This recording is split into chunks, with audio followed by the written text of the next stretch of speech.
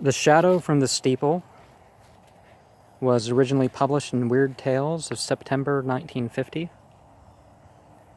Albert Bloch. William Hurley was born an Irishman and grew up to be a taxicab driver. Therefore, it would be redundant in the face of both these facts to say that he was garrulous. The minute he picked his passenger up his passenger in downtown Providence, that warm summer evening, he began talking. The passenger, a tall, thin man in his early 30s, entered the cab and sat back, clutching a briefcase. He gave an address on Benefit Street, and Hurley started out, shifting both taxi and tongue into high gear. Hurley began what was to be a one-sided conversation by commenting on the afternoon performance of the New York Giants. Unperturbed by his passenger's silence, he made a few remarks about the weather, recent, current, and expected. Since he received no reply, the driver proceeded to discuss a local phenomenon, namely the reported escape that morning of 2 black panthers or leopards from the traveling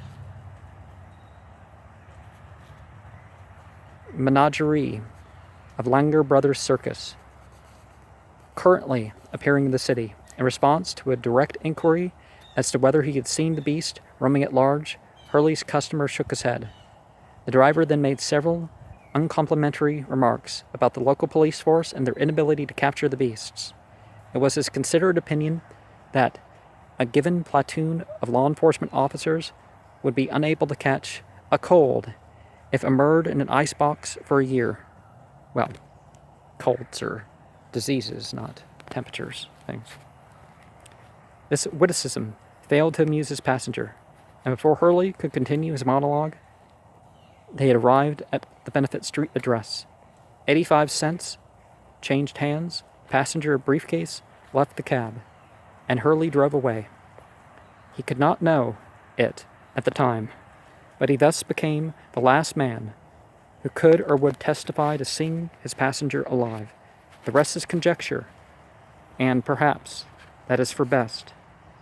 Certainly it is easy enough to draw certain conclusions as to what happened that night in the old house on Benefit Street, but the weight of those conclusions is hard to bear.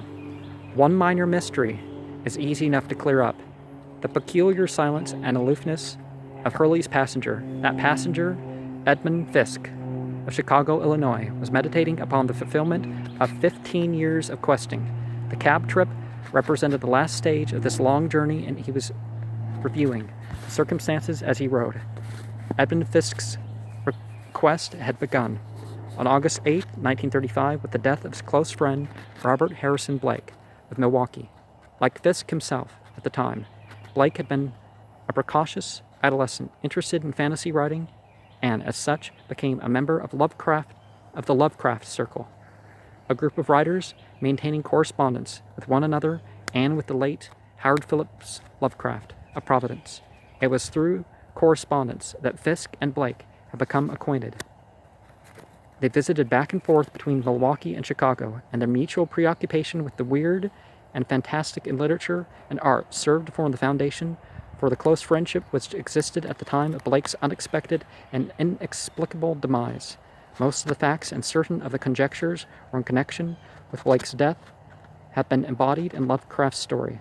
The Haunter of the Dark, which was published more than a year after the younger writer's passing, Lovecraft had an excellent opportunity to observe matters, for it was on his suggestion that young Blake had journeyed to Providence early in 1935 and had been provided with living quarters on College Street by Lovecraft himself. So it was both as friend and neighbor that the elderly fantasy writer had acted in narrating the single story of Robert Harrison Blake's last months. In his story, he tells of Blake's efforts to begin a novel dealing with the survival of New England witch cults.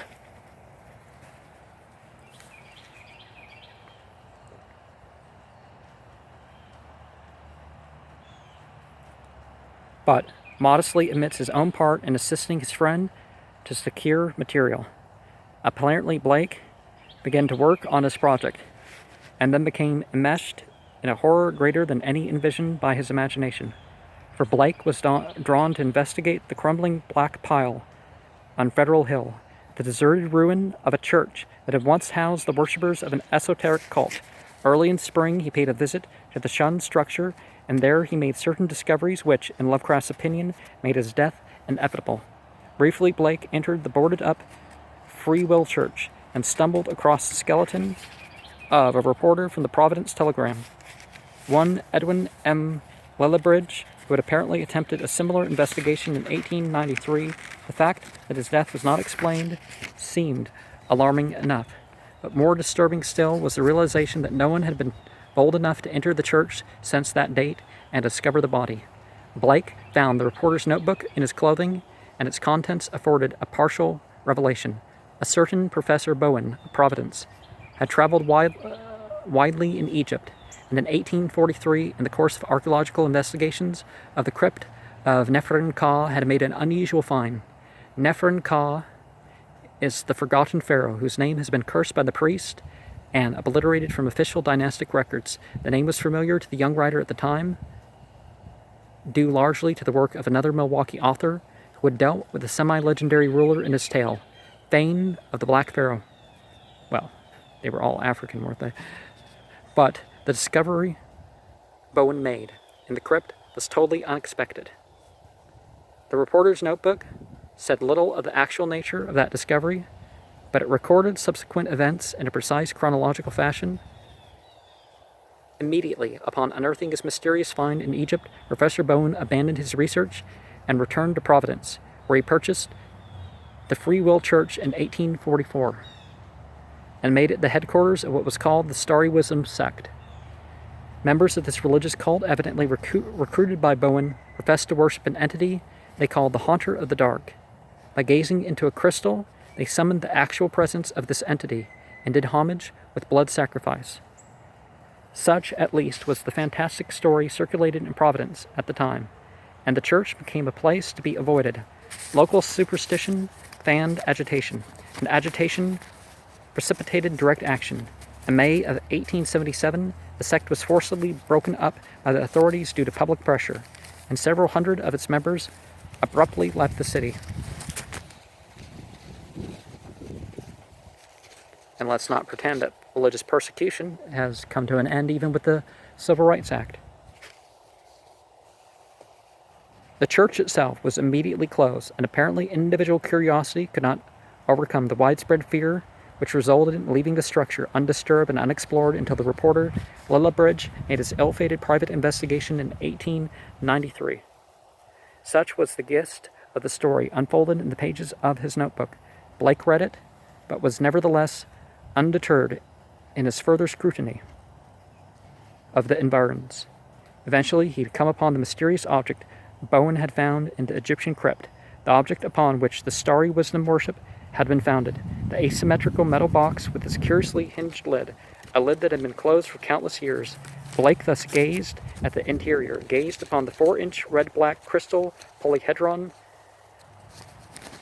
hanging, suspended by 7 supports. He not only gazed at, but also into the polyhedron, just as the cult worshippers had purportedly gazed, and with the same results. He was assailed by a curious psychic disturbance. He seemed to see visions of other lands and the gulfs beyond the stars, as superstitious accounts had told. Well, different than what you believe or experience. It's not quite the same as superstition, isn't it? And then Blake made his greatest mistake. He closed the box. Closing the box again, according to the superstitions noted by Lillibridge, was the act that summoned the alien entity itself, the Haunter of the Dark. It was a creature of darkness and could not survive light. And in that boarded-up blackness of the ruined church, the thing emerged by night. Blake fled the church in horror, but the damage was done.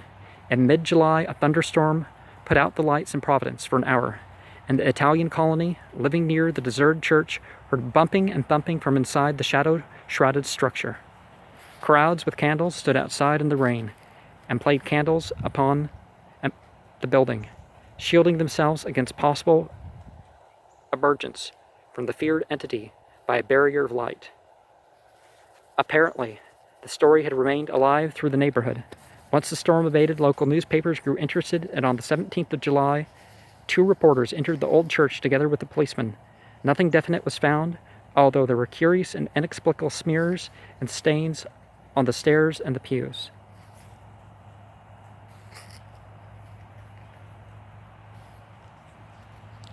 Less than a month later, at 2:35 a.m., on the morning of August 8th to be exact, Robert Harrison Blake met his death during an electrical storm while seated before the window of his room in College Street. During the gathering storm before his death occurred, Blake scribbled frantically in his diary, gradually revealing his inmost obsessions and delusions concerning the Haunter of the Dark. It was Blake's conviction that by gazing into the curious crystal in its box, he had somehow established a linkage with a non-terrestrial entity. He further believed that closing the box had summoned the creature to dwell in the darkness of the church steeple, and that in some way his own fate was now irrevocably linked to that of the monstrosity. All this is revealed in the last messages he set down while watching the progress of the storm from his window.